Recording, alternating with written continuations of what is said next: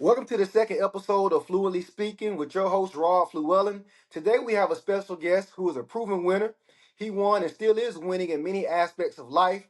He won as a high school student athlete. He is one of Clemson University all-time defensive greats. He achieved the dream of many, including myself as a young student athlete, by playing in the NFL. He's now an assistant principal of one of the local school districts here in Columbia, South Carolina. The one and only Dr. Robert Carswell. Welcome to the Um, podcast and thanks for being the guest. man, I appreciate you having me on, man. I'm looking forward to having a great time. Yes, sir. Before we get started into the topics of today's podcast, which would allow us to learn more about Dr. Carswell, would allow us to learn more about his role that sports played in shaping his life, and more about his role as assistant principal, dive into his opinion of the state of education, and discuss ways parents can get more involved in terms of education. I would like to ask a few would you rather questions. So are you ready for the first question? Man, I'm ready. All right, first question. Would you rather get tackled by Ray Lewis without any football pads or get punched in the face by Mike Tyson without boxing gloves? I'm going with Ray Lewis, man. I grew up a big fan of both. And Mike Tyson, I used to watch his boxing matches. He used to have that little towel. He used to come to the ring with that towel on and shoes with no socks. But definitely, I'm going Ray Lewis on this one. All right, so Ray Lewis, if you listen, Dr. Coswell said he'll run you over. Run them slap over. No, I'm just Run kidding. him. All right, second question. Would you rather have unlimited first class flights or never have to pay for food at restaurants? Never have to pay for food at restaurants. Okay, all right. And number three, would you rather have all the money you ever need but no free time, or all the free time but barely have any money? Oh, man, that's a great question. I'm gonna go with all the free time because if I got free time, I can figure out a business that I can open that still give me that free time and all the money I need. So I go Okay, with free time. yeah, that's a great answer, man. Yeah, All right, and number four, would you rather be remembered for something controversial or forgotten completely? I'd rather be remembered for something controversial where it's in the best interest of students. Because I know as an educator, sometimes we have to make decisions that's not popular, and so but if it's in the best interest of students, I'm willing to go ahead and take that. Okay, all right, that's another great answer, man. So just kind of tell the audience about yourself, man. Tell us a little bit about you. All right, my name is Robert Carswell. I was born in Gary, Indiana. Shout out to Michael Jackson in the great state of Gary. Gary is probably about 30 minutes outside of Chicago. And then we moved down to the Atlanta area when I was in second grade. Graduated from Stone Mountain High School. I was fortunate enough, like you said, to get a scholarship to the University of Clemson. Shout out to my Tigers. Played 4 years at Clemson University, some of the best years of my life, and was fortunate enough to get drafted to the NFL to the San Diego Chargers. Again, that was a great lifelong dream that I was able to accomplish. But unfortunately, I got injured early. Ended up having to transition out of football sooner than I thought. But I went back to school, finished up my degree at Clemson, and then just kind of took a roundabout way to education. I've opened businesses before. I was a pharmaceutical sales rep, and then I opened a medical equipment company. And then after that, that's when I stepped back into the classroom and utilized my degree. I have a 15-year-old daughter, Grace. That's my one and only. Uh, that's my baby girl. And as we speak right now, she's coming back from her Disney trip, and this is really her first time away from home. So as a father, I've been sitting here tracking her on the phone, making sure everything is going right. So, and I was ready to make that trip down to Disney if I needed to. Yeah, I And then understand also, that. and also, man, married to my wife. This year makes 17 years. That's about it. That's me in a nutshell, right there. Hey, 17 years, congratulations. I might have to bring you back on another episode to figure out how y'all last that long. We need to do a podcast about marriage here, man. But Yeah, man. Yeah, it's hey. hard work. It's Yeah. hard work. Yeah, it's hard Yes, work, sir. man. I tell you, it's very rewarding, but it is hard work. That's good, man. Okay, so I'm gonna go ahead and jump into the second question. What originally drew you to sports, and when did you realize you had the potential to go pro? Man, what originally drew me to sports, we have tons of athletes in my family, along with educators and different things like that. But what originally drew me to sports, I had an older brother, James, and James played football, basketball, you name it. And just following James along, trying to be with him and be just like him. And so, following James, that kind of drew me to sports. But being born in Indiana, basketball was our first love. The Hoosier State basketball was real big and popular. And so I just grew up shooting on a basketball rim that was nailed to a tree. And that's what I thought I was going to make it in the NBA. But what drew me to really think that I could make it to the pros, that probably goes back to my high school coach. He used to always say, man, you got an opportunity to play on Sunday. And not really knowing what that truly meant, man, my coaches did a fantastic job of really just supporting us all the way through. But him just kind of speaking that into me, saying, hey, man, keep working, keep doing the extra stuff that you're doing, because one day you're going to be playing on Sunday. And that's when I really began to believe that that can happen, and just started to visualize myself playing on Sunday, man, practicing my autograph in the back of the classroom and really handing that autograph out to people.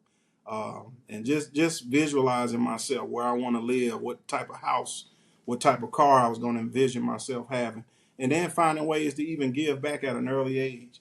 I would visualize myself running youth camps around wherever I played pro ball at, because growing up in Atlanta, you saw the Falcons out and about a lot, and so I wanted to do that too and give back to the community. That's good, man. That's really good. So can you share one of the most memorable moments from your playing career? Oh man, that's a great question. I will tell you this: one of my most memorable moments was against our arch rival, University of South Carolina. And I would have to say it's two memorable moments, my freshman and my senior year. Both moments we had to win those games to go to a bowl game. Really, my freshman year, you had to win 7 games to go to a bowl game. And both South Carolina and Clemson had 6 wins going into that season. And not knowing what that rivalry meant, we came up to Williams-Brice on a night game, and it was rocking, it was rowdy, and we were able to go in there and shut them down. They jumped up 21-7, and we came back to beat them 47-21. And in my senior year, we both were really good. We were ranked in the top 25. We always did our part, but South Carolina would let us down and roll in there with these terrible records. But finally, they did their part and came in and was winning a couple of games. But we came in and we were able to beat them in that game. And that was my senior game, last game in Death Valley. So that would be another memorable moment. Okay, okay, yeah, that's another great answer. And Shane Beamer, I hope you listening, Shane Beamer.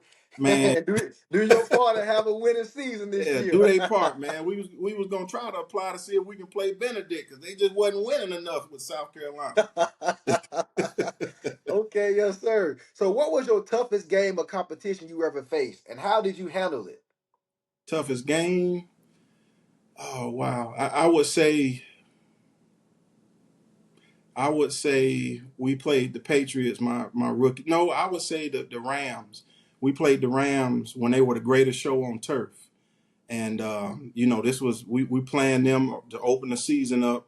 They had Marshall Falk, Kurt Warner at quarterback. They had Torrey Holt at receiver, Isaac King, Isaac Bruce. I mean, they were loaded on offense. And just knowing my assignment, my alignment, in the big scheme of things, I wasn't a very fast player, but I was very physical, and I knew my alignment, and I knew my assignment, and I gave great effort.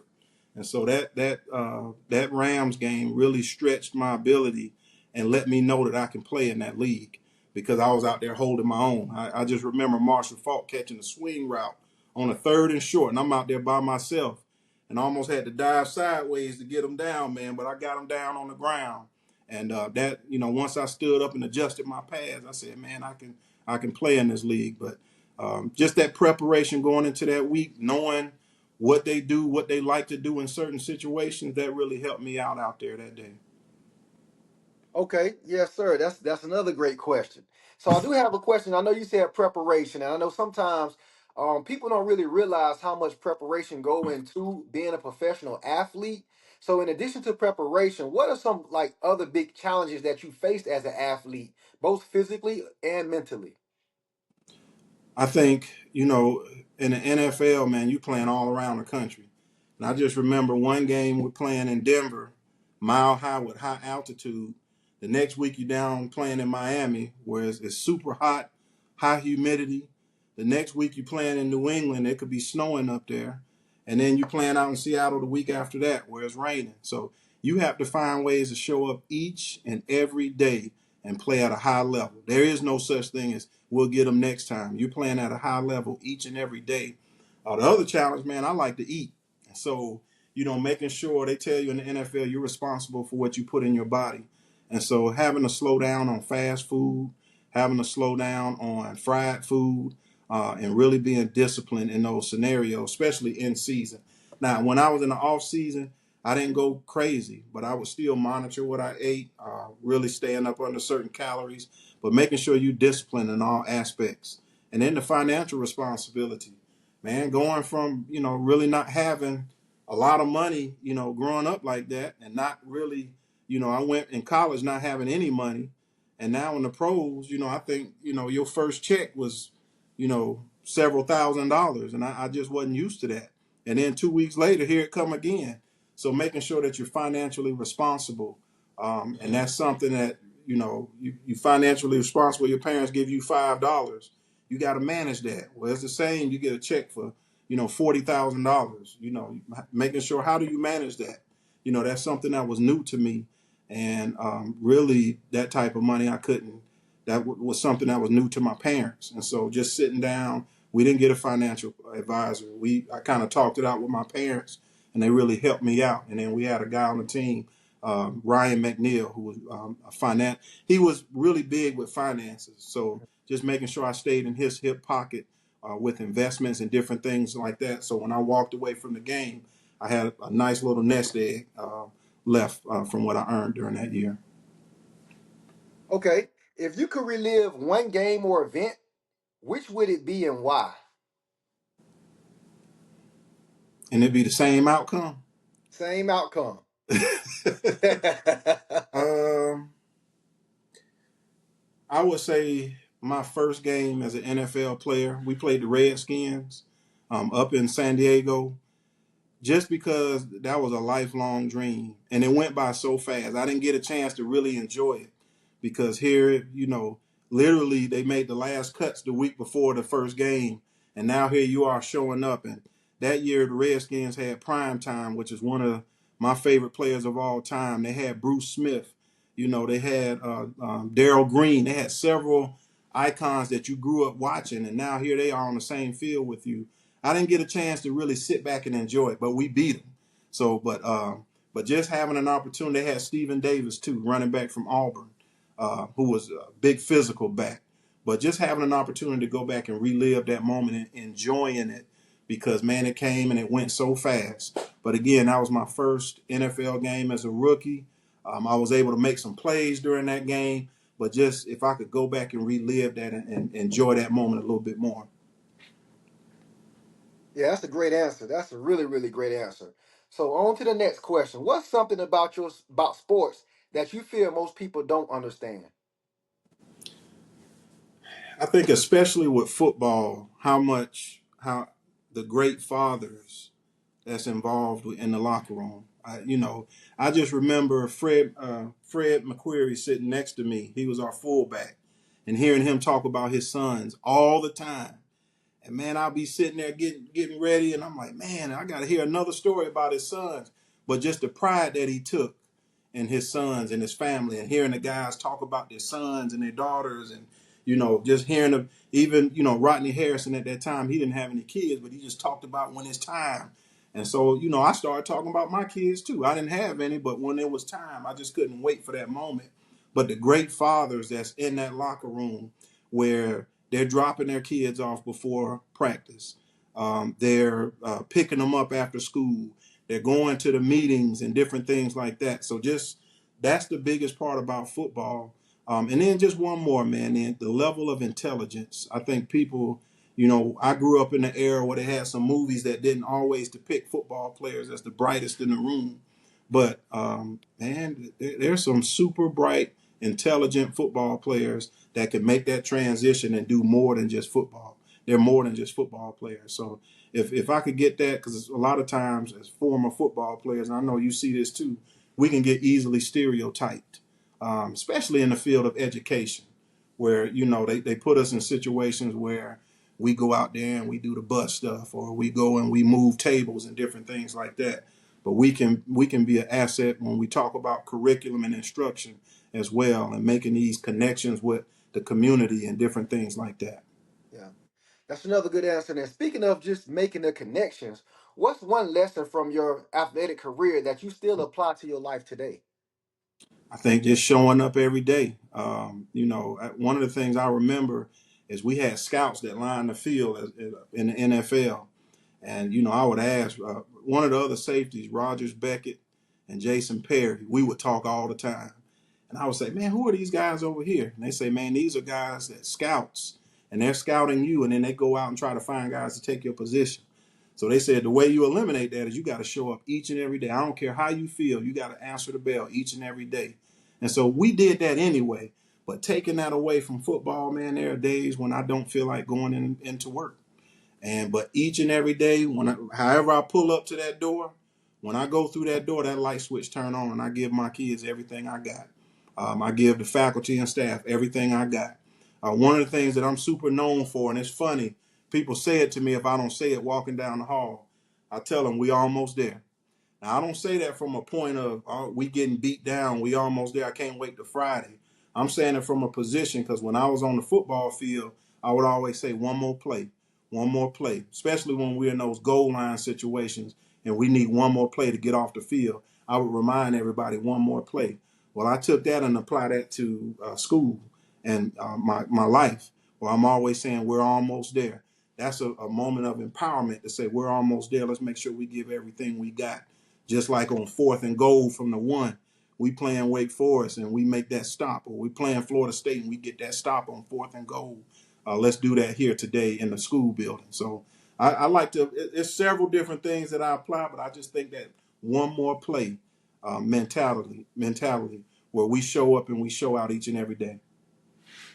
Yes, sir. That's another great question. So, unfortunately, we hear about the stories of how like some athletes struggle to transition after their playing career is over. So, how did you transition from being a professional athlete to life after sports? Now, I'm gonna tell you that's funny because I struggled too. Uh, in fact, man, when I went down and I had surgery, and when I came to after the surgery, Dr. Andrews told me, he said, man, we removed the chip, but it's much bigger than we thought. And if you continue with this process, you're probably going to be walking on a cane before you're 30. So the choice is yours. So when I made that choice, man, and really left football, I went back home and I added up how much I had in the bank. I did the math in my head and I said, man, I can ride this to retirement. I did the math. I said, well, I'm 24, 25. I got to get to retirement. I got this much in retirement. I said, I can make it. And so my dad came over, man, didn't give me much of a choice. He sat down, he said, man, what's your plan, now that you're done with football? I showed him that paper that I wrote all them numbers down on. He took that paper and balled it up, man, and threw it at me. He said, man, I expect you to be in somebody's school finishing your degree next semester. Have a good day. So my dad didn't give me much of a choice, man. So I had to get back in school. I called Clemson that next day. I enrolled and really I finished my education degree and I had to student teach literally the next semester after playing in the NFL. So I got cut in December. I enrolled at Clemson like that January, and I was out there teaching PE and not teaching PE, but teaching 4th grade and going out to recess playing against my students. And so that kind of helped me with that transition, seeing that I could make a difference in students' lives and making those connections and different things like that. Is nothing like it's just like scoring a touchdown when you see that light come on for a student, or that's you make that connection with that student where you're walking down the hall and they run up and they're hugging you. All those things help me with that transition. Now, as the years go by from the league, I'm not gonna lie. I used to have dreams that I'm still playing and making that comeback, but that's long gone. I had a dream the other day, and when I woke up and told my wife about it, she bust out laughing.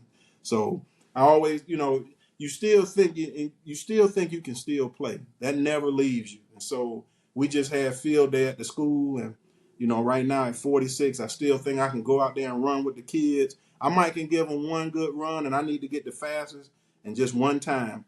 But other than that, that's it, man. But that transition, for athletes, that's tough because that's something that you aspire to become your whole life, and when it is gone, that's traumatic.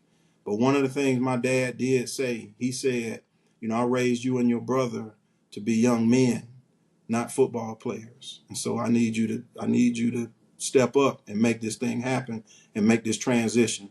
So, shout out to my dad, man. He's passed away, but he imparted that knowledge and really helped and was very instrumental in me making that transition. A lot of times he didn't give me a choice, but he did depart some great information into me.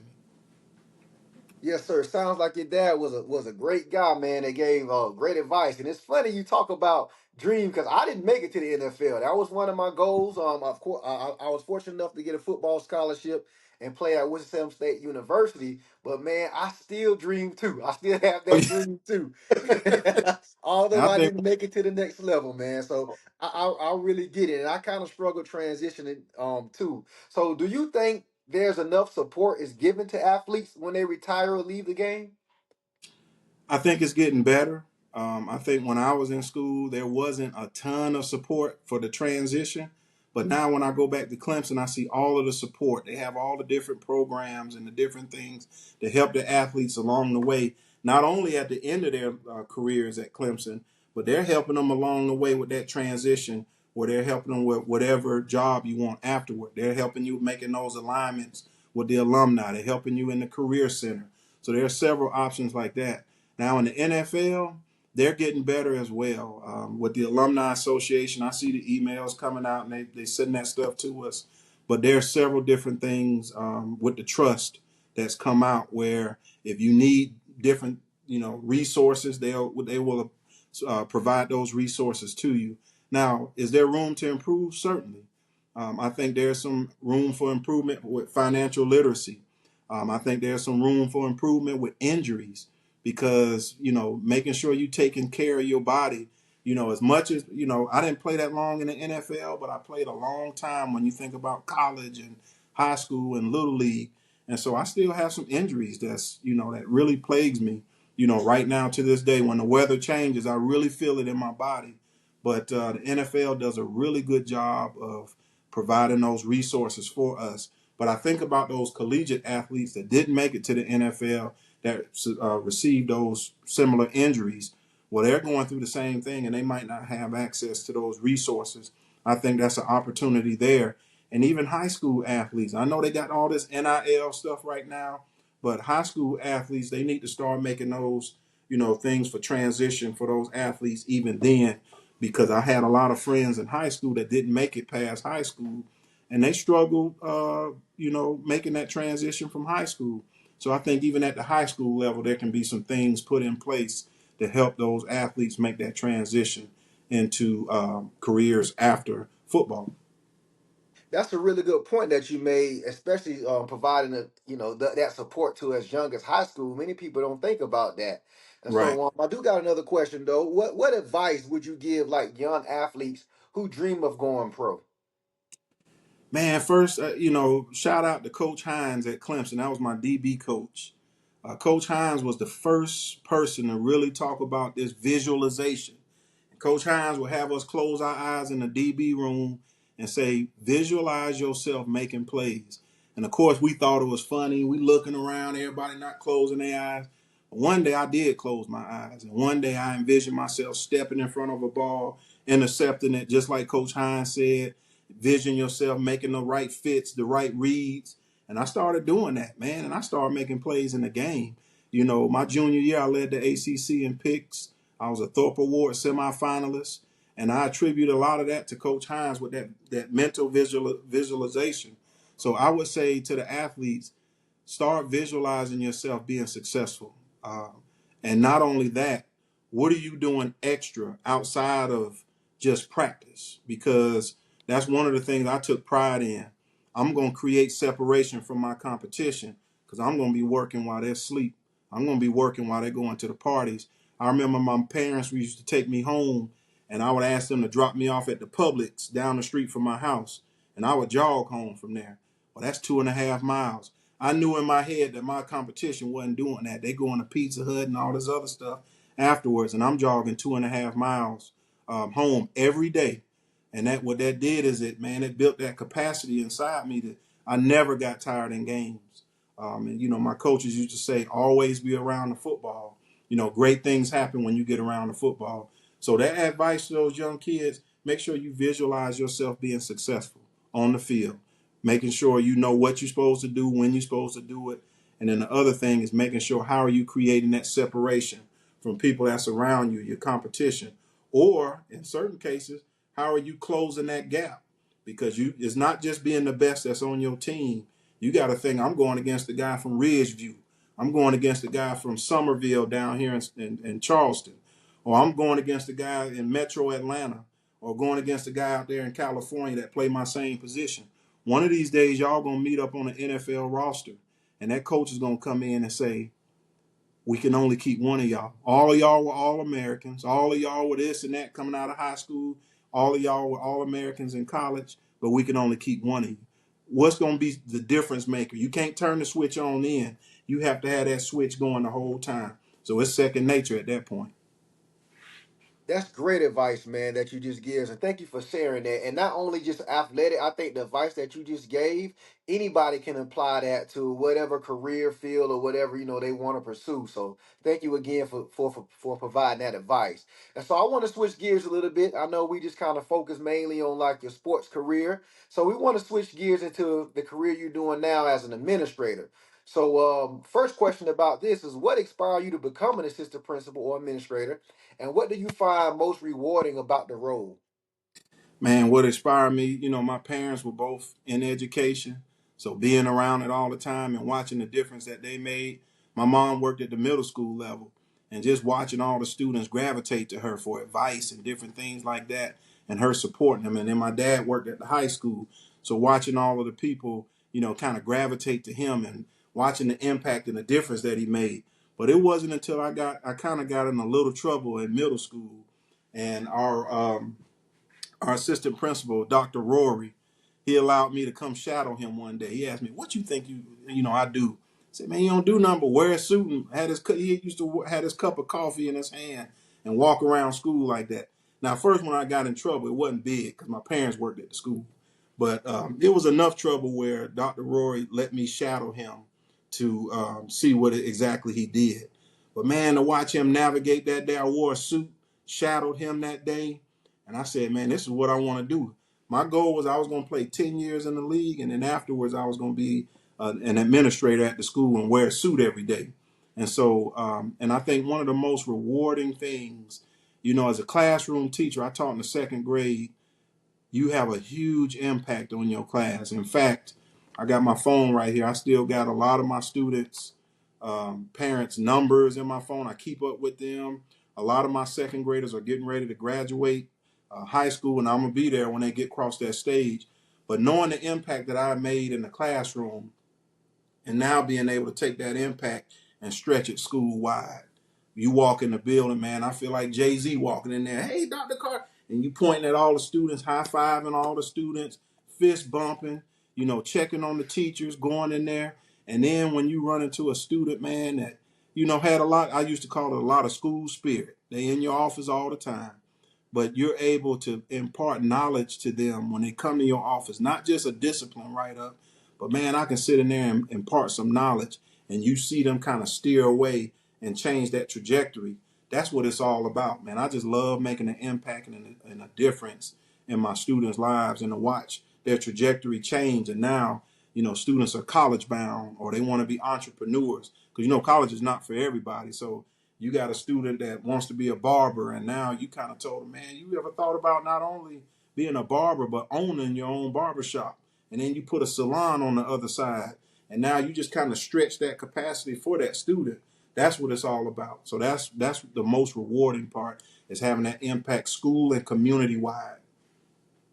Yes, sir. Well, before I go any further, I just want to thank you, man, for what you're doing. It's obvious that you're extremely passionate about what you're doing, and I can tell you that your school and that school district is extremely lucky to have you there, man. So I do want to give you kudos and applaud you for just being there and being committed to those students now and the staff as well as the whole community in whole. So I do gotta ask about what are some of your biggest challenges you have faced as an administrator, and how did you handle them?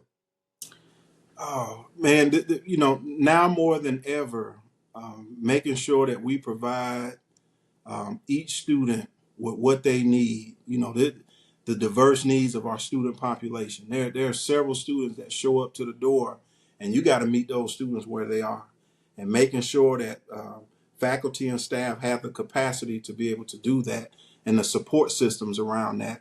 And also, I'm gonna be honest, making sure that that home school relationship is healthy, because sometimes there could be situations where parents had bad experiences at a school and they come to our school where we are, and man, when you reach out to them, it's a negative vibe on that phone. Well, at the end of the day, if there's this adversarial relationship, the person that's going to not win in that situation is that student. So finding ways to mend those fences, and take those fences down and create that homeschool relationship, that's super important. So just making sure that we're doing those, and making sure we're meeting the diverse needs of our students. I'm gonna tell you this. You kind of alluded to it earlier.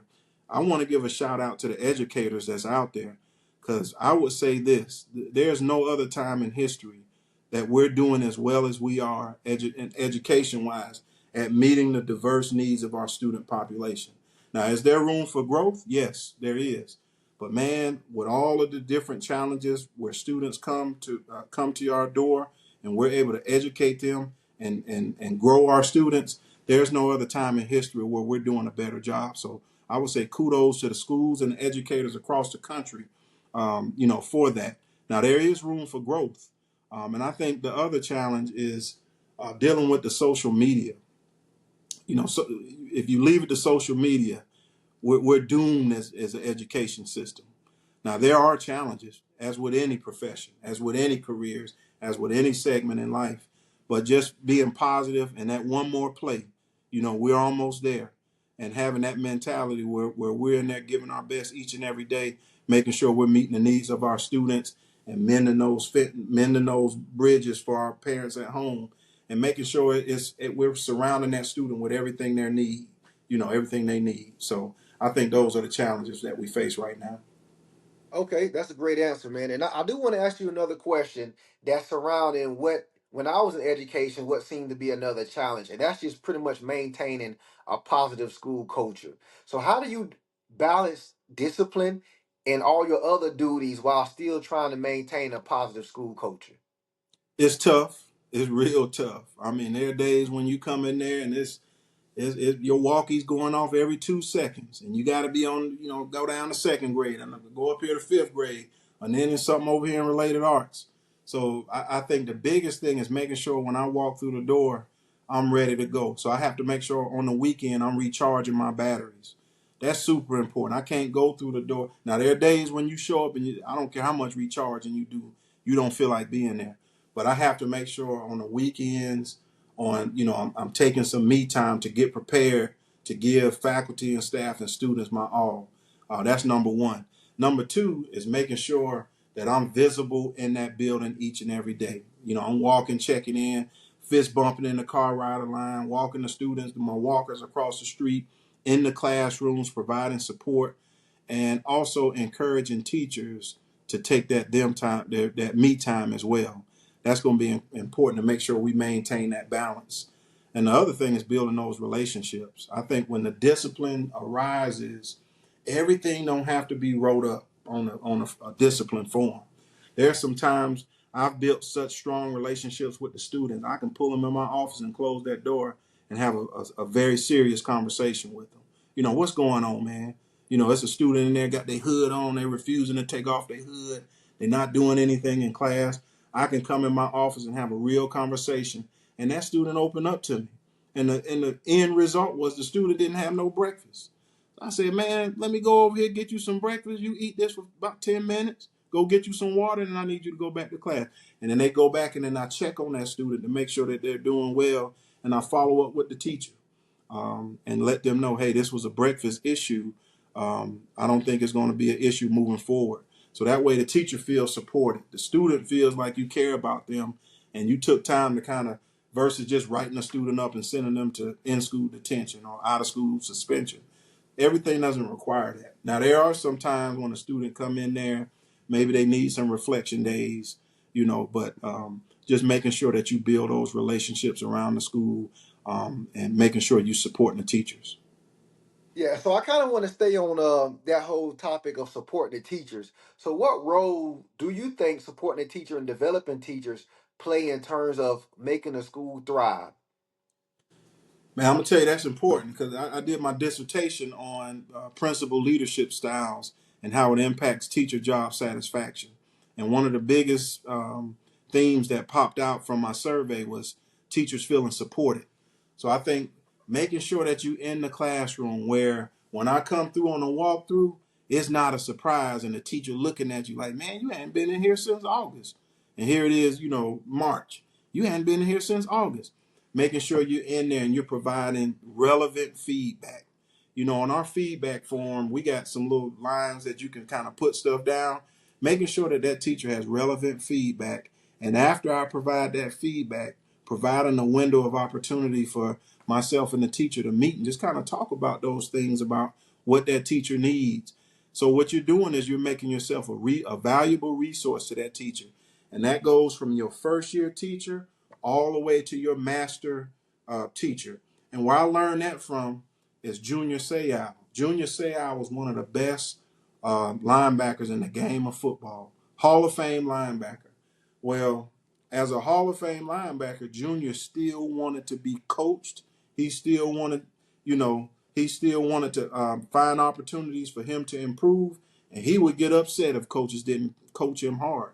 Well, I think that applies to the classroom where you have these veteran teachers that's not, receiving feedback per se. They go in there and they receive all fours and all this stuff. Well, that's an opportunity to grow. In the school district that I work, one of our themes is continuous improvement. Well, I think when you create that culture of continuous improvement, teachers don't mind receiving feedback, especially relevant feedback, not just some checklist where you have to show up and get 5 walkthroughs a week and you check the box that you came in. You're really coaching them and you understand the challenges that I have in the classroom. And we're putting our heads together to come up with real relevant solutions. So I think when you're able to do that, teachers feel supported. And those were the themes that came out on my dissertation. Yeah, that's a great answer, man, and thank you for providing that much needed insight. So I want to ask you about your opinion in terms of future of education. So what changes do you see coming in education, and how do you think they would impact your role as an administrator? Man, I'm gonna tell you that's a great question, and that's something I think change wise you're having some challenges right now when we talk about meeting the diverse needs of all of our students. I think as the further we go on and different needs rise, how are we meeting those needs of our students? I think as an education, there needs to be teachers need to be paid a little bit more. And I think that's going to be critical because that way we can keep and retain the best teachers. There's nothing more disheartening when I hear teachers say, well, when I get off, I got to go to my weekend job. Teachers shouldn't have to do that.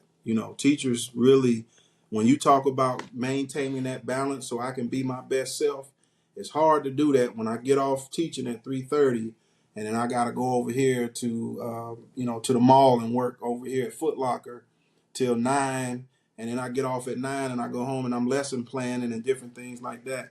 So I think making sure that the funding is up to pace with other careers that's similar to teaching. I think also, how do we maintain and keep our best teachers? You see so many times our best teachers are walking out of the door. That's going to be key. And I think providing that pay is going to be key. but also that feedback where teachers feel like that they're growing and they're appreciated in the profession. You know, in the balloon pop society, I watched that little show, Balloon Pop. To me, you know, social media is so negative and it's fed every day. When I go and I scroll through TikTok, you see the balloon pop and they're talking negative. You see, well, that's spilling over into education. Making sure that the congressmen and the different, you know, the lawmakers are passing laws that keeps the end result, the students in mind. I think that's going to be critical. And making sure all stakeholders stay at the table, because there are times, and I'm going to be honest, as an educator, I feel like we're the only stakeholders at the table. Everybody shows up to complain at the table. But when we talk about rolling our sleeves up, putting our hands on the trenches, boots on the ground, I feel like the educators at times can be by themselves. So I think it's going to be critical where we sit down and we have conversations with lawmakers, have conversations with community stakeholders, have conversations with parents to make sure everybody's at the table. And when it's time to roll the sleeves up, you don't walk out the door and leave the educators there. Making sure that everybody's playing their role and their part of successfully meeting the diverse needs of our students. That's a great answer. And so earlier during this interview, you mentioned it's very important to have a good relationship with parents. So why is parent involvement so important in student academic success? It's important, man, and I feel full circle. I remember my parents being very involved in my school career, and I'm gonna tell you, had we had power school back then, and my parents could see my grades at the moment every day, I'd be in trouble right now. But I think but I think, you know, as a parent, I'm actively involved in my daughter's education, and I know it makes a difference. There are several studies that show when parents are actively involved and they're communicating with the teacher, that student does 2 and 3 times better. So we need parents to really be involved. Now, you know, I know parents, you know, you have jobs and different things like that, but making sure when I was a classroom teacher, I tailor made my communication with my parents. What's the best way you need me to communicate? Some parents say a text. Some parents say email. Some parents say the newsletter is fine. Some parents say telephone call. Well, I made sure differentiated how I communicated with each parent. However, if there was a serious issue, each parent got a phone call. Whether you told me the best way is to text message you, I was old school and we needed to meet and talk to make sure that we keep Robert on track. I noticed that Robert got, you know, a couple of zeros in a row. I don't know what's going on, but let's make sure we meet, you know, the next couple of days to figure out what's going on so we can put our heads together. That parental support is big, especially when I was in school, if I knew my parents didn't know and I can keep those two entities separate, I could do a lot of stuff in the middle. But when that communication was strong and the teachers talked to my parents and they knew what was going on, I knew I had to buckle down in that classroom. And that's one of the reasons why when I left home, I knew the value of buckling down because of my parents' involvement with my education. Got it. And for the parents that's watching this that want to get involved but really don't know like how to get involved, in your opinion, what are some of the most effective ways parents can support their child's learning at home and build a relationship with school? Well, I think first and foremost, you know, we have that Power School app. Every school district should have some type of online where you can monitor your child's grades. Therefore, on progress report, report card time, there shouldn't be a surprise of what that progress report or report card looks like. Next, is the teacher should be reaching out to you, but if you're not hearing from the teachers, I would make sure that I reach out to that teacher and establish that relationship. And one of the most important things, if your phone number changes, make sure, you know, if my phone number changes, I'm gonna make sure my mom gets that number. I'm gonna make sure my brother and sisters get that number. But I need to also make sure my daughter's school gets that number as well. And then show up to, you know, when you get to high school, it's a little different. It's a little harder, you know, to communicate with so many teachers. But definitely at the elementary level, making sure you're showing up to open house, making sure that you're showing up to the parent teacher conference. Even at the high school level, if there's something going on, you can schedule that parent teacher conference and go in and speak to those teachers and making sure that you're advocating for your student. And in some cases, you're not advocating for your students. There's certain cases where you have to go in and you speak to your student about getting better. Hold your students accountable. Everything don't have to be the school's fault. Come in there, and if I see that, I'm gonna use my daughter's name. If I see Grace not turning in homework assignments, I'm gonna ask Grace what's going on, and we're gonna have a conversation about that. You know, and I'm gonna tell the teacher, hey, we're gonna close these gaps to make sure she don't fall through that gap, and I'm gonna make sure I'm doing my part, that she's doing that homework. So that's it. Just making sure that you involved. I'm gonna be honest. Grace bringing this homework home now. I don't know the X's and O's on that homework, all these new ways to do it, but I make sure I support her. And if she needs a tutor, I can get her one. Or I can ask that teacher, hey, what are some ways I can support her at home, and get the teacher to give me some information? Yep. And so earlier in this interview, you said something that was very profound in regards to like some parents may not having a good experience with schools. So how can parents help create a positive relationship between home and school, regardless if they had a good experience or not? I think treating each teacher, giving them a fresh start. So if I was a senior in high school and I had a bad experience all the way through, and now here I am showing up to my child's school, and I'm carrying that mental baggage into the school. Like, here we go again. I walk through, and school still smell the same. They still got the same lunch. And then I walk into the conference. I got to walk into that conference with an open mind and give this teacher an opportunity. I got to provide the teacher with my number, and make sure that I'm reaching out to that teacher if there are any issues, and not wait until there are issues. Maybe I reach out for the teacher for how can I get involved in the class. Now, as an educator, I can't always go to Grace's school and be involved in different things, but maybe I can be a chaperone on a field trip. Maybe I can provide some school supplies, and that's my way of helping out.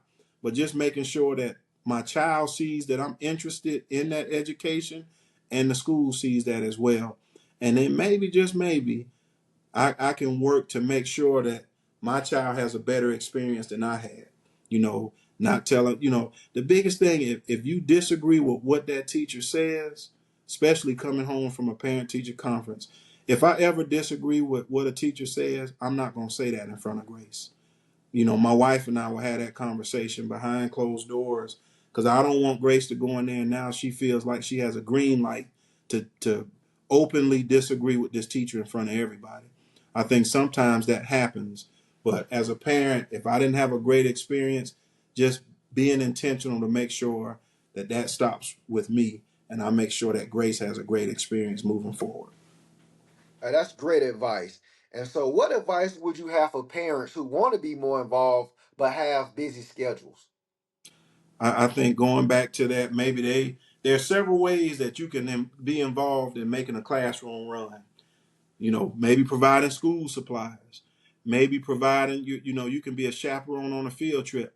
I had a mom that was a nurse, and she was a traveling nurse, super busy. She told me, hey, if you need me, just text me. If there's anything I need to do, just send me a text. Well, she asked that same question. I said, well, I got several students that need pencils. I got several students that need paper. And she did a fantastic job every month sending pencils and paper. And I would give her a shout out in my newsletter. I had like the parents corner where I gave shout outs to different parents on what they were doing. And we just created that classroom and community. Well, I all the time gave her a shout out because she was just as instrumental as parents showing up, volunteering in the classroom. Believe it or not, those school supplies go a very long way.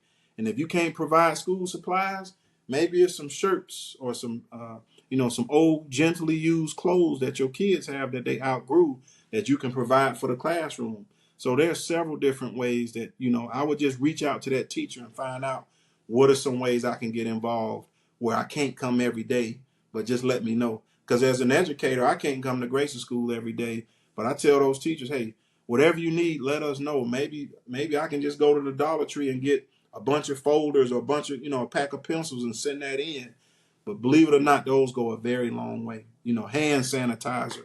Man, that stuff is hard to come by, but parents bringing that stuff in is a very big help in making that day-to-day operation of the classroom work and go easy for the teachers.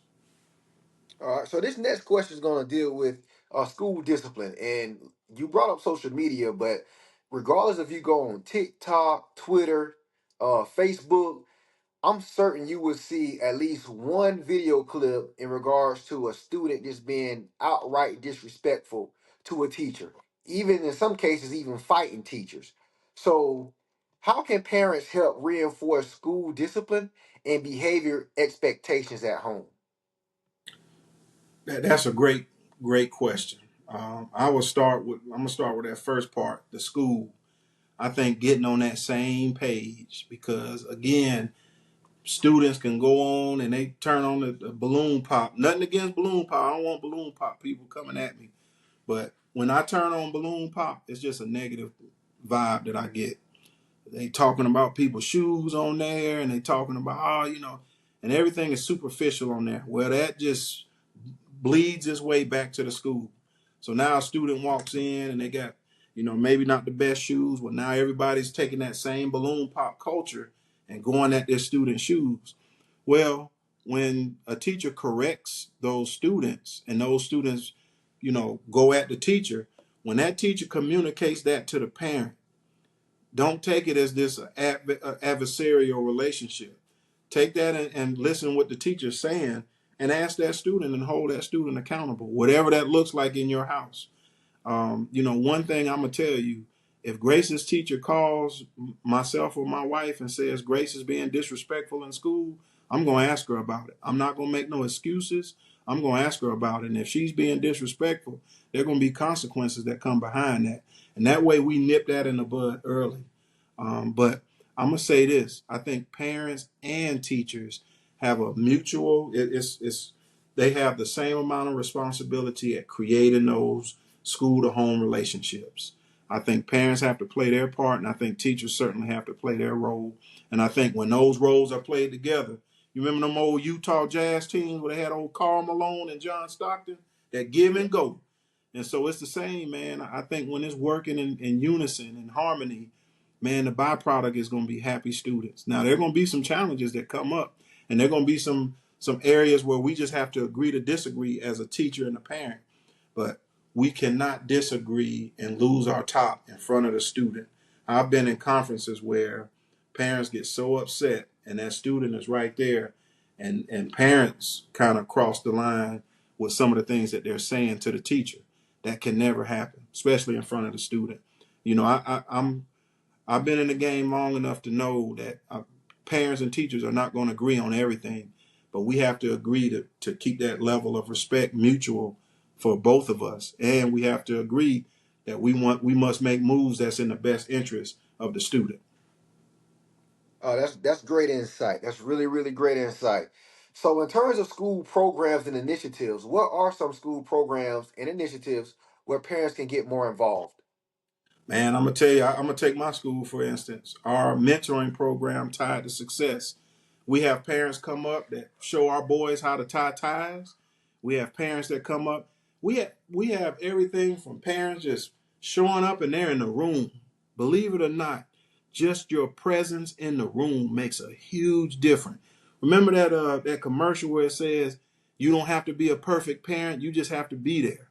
Man, just showing up sometimes make a huge difference. I remember as a child just sitting in class and I look back and my dad is there. Now he didn't have a lot of time, but on some of his free time he would show up and I turn around and see that the pride level that I had as a student, well now I want to answer every question because my dad is back there. Now my mom was different. She gonna show up and be at the window knocking on the window and everything. But when my parents showed up, man, the level of pride and the level of attention spiked up, and I really wanted to show what I can do in class. But I think just having those parents show up in whatever capacity, because I know it's going to be different from high school, middle school to elementary. But I know in that elementary setting, when those parents come by, not just for discipline, don't wait till it's that way. Come by at the beginning of the year to set the tone. You can help the teacher set that tone of expectation throughout the school year by just showing up that first couple of weeks of school and eating lunch with your student. I don't know, you're not gonna go outside of recess and be on the swing with them, but just showing up. That's the biggest thing, just showing up. Now, if you don't have a ton of time, That goes back to what we're saying. You can, maybe show up to the open house, maybe show up to the meet and greet. But I'm gonna tell you this: if you don't have the time, at some point you're gonna have to carve some time in to go by your child's classroom. The level of importance for that, because as an administrator, I really don't have time going to Grace's school for everything. But man, it's important to me. So I make time. I've heard my parents who say if it's important to you, you will make time. So I know everybody's situation is different. But if I can just carve out 30 minutes at some point just to go by and sit in Grace's classroom when she's presenting a project, the level of pride goes through the roof. And now Grace really wants to do a good job, and that sets the tone with that foundation. And that's where you talk about changing the trajectory of a student where maybe my experience wasn't the best, but I'm trying to make sure Grace's experience is better. Showing up when oh, you got a project you got to present to? Let me look at my schedule. I'm going to be there. Now Grace is in that back room really preparing to do her best. And when I really show up, man, that's those are the things that can help with that homeschool relationship. Yeah, great answer, man. So I know parent involvement is a ongoing issue across, not just South Carolina, but just across the nation. So, what's one thing you wish those parents understood more about their role in education? The impact that they can have by showing up. Um, and I think, especially at the elementary level, the impact that they have on attendance. We have some students, and not just attendance, but tardies. We have some students who show up, they got, here we are at the end of the year, they might have 70 tardies. But when you're tardy and they're doing ELA first block, and they're tardy 20 minutes every day, that's 20 minutes out of ELA that they're missing. And then that's where you can get gaps in the student's foundation, where they're either absent or they're not, or they're tardy and they're missing these key standards in that foundation. And now you're beginning to see deficiencies earlier in students' careers, or just parents showing up at parent-teacher conferences and being involved. Now, thinking back, there are several different levels, and I want to stress that you don't necessarily have to be super parent and you up there and you up there every day. I think some of the, I try to be the most effective I can be. I think I've been to Grace's school maybe 5 times throughout the school year, with a lot of that being open house. But I show up for conferences, I read those newsletters, and I echo what the teacher puts in that newsletter. So if Grace got a report due on Tuesday, and I see that in that newsletter that's coming out, in fact, I'm looking for her newsletter now. But when I get that newsletter on Sunday and Grace rolls through here, I'm asking her about that report that's on Sunday. That has nothing to do with me going up to the school. That's everything with me just closing those gaps where I'm saying, hey, I see you got a report due Sunday. How far have you got? On Tuesday. How far have you gotten along on that report? And just following, echoing what the teacher's putting in that newsletter. I think that's a great start for a parent that doesn't have a ton of time. Read the newsletter and echo those same things at home that you see in that newsletter. Yes, sir. Well, Dr. Carswell, I just want to thank you again, man, for being a guest on this podcast. I truly enjoyed having the pleasure to interview you. You provided some vital, important, crucial information that I think that whomever watching this, someone can get some information and grab this information, whether there was a student athlete, parent, a former athlete who's transitioning out of the sports. I think you hit some very, very important topics and provided some very, very great insight. So again, I would like to thank you, man, for taking the time out your busy day to be, a guest on the Fluently Speaking podcast. Man, I really appreciate that, man, and appreciate what you're doing. I know you're making a huge impact on not only students, but the community that's around you. So, man, keep doing what you're doing, keep striving, and believe it or not, the things that you're doing motivates me. They say iron sharp as iron. When I see you making plays out there, I want to go make some plays too. So, man, keep up what you're doing too, man. I really appreciate you. Well, I appreciate the kind words. And with that being said, thank you all for tuning in to our second episode. Looking forward to seeing you next week. Take care.